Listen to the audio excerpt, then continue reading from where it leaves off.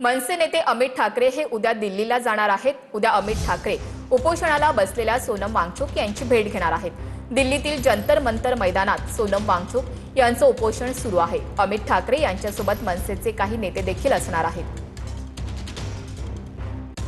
सोनम वांगचुक यांना पाठिंबा आहे आणि त्याच्यामुळे मला वाटलं की आज राजसाहेब पण बोलले की आम्ही जाऊन भेटून आलो पाहिजे। 20 दिवस झाले त्यांनी काही खाल्लं नाही आहे, फक्त पाण्यावर आहेत आणि त्याच्यामुळे मला वाटतं की अख्खा देश एकत्र उभं राहिला पाहिजे। त्यांचा तो आवाज मला वाटतं केंद्रापर्यंत पोहोचला पाहिजे।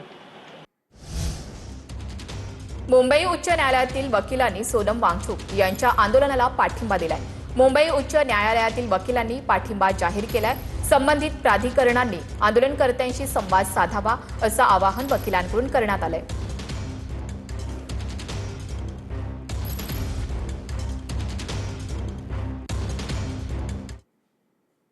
मुंबईमध्ये सोनम वांगचुक यांच्या पाठिंब्यासाठी छत्रपती शिवाजी महाराज पार्कात ठाकरेंच्या शिवसेनेनं बॅनर लावलेत। सोनम वांगचुक यांच्या उपोषणाला ठाकरेंच्या शिवसेनेनं पाठिंबा दिलाय।